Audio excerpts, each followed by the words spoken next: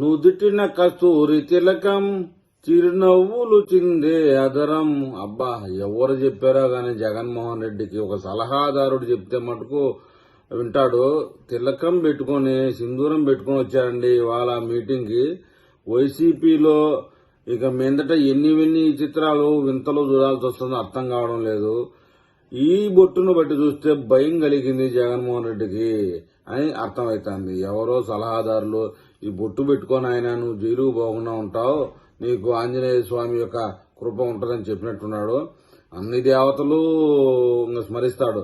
రాబోయే మీటింగ్ లో ముస్లిం టోపీ పెట్టుకొని కూడా వస్తాడు. ఏం ఆశ్చర్యం లేదు. మొత్తానికి జగన్మోహన్ రెడ్డిలో భయం కలిగింది అని చెప్పడానికి ఇదే ఉదాహరణ.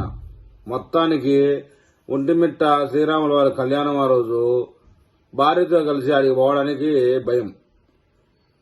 తిరుమల తిరుపతి వెంకటేశ్వర స్వామి కాడికి భార్యతో కలిసి పోవడానికి భయం. ఆమె రాదు. కానీ ఇప్పుడే దోవలో పడతానండి జగన్మోహన్ రెడ్డి. గొడ్డుకు ఒక దెబ్బ, మనిషికి ఒక మాట అన్నారు. దేవుడికైనా దెబ్బే గురువు అని కూడా ఇంకొక మాట అన్నాడు.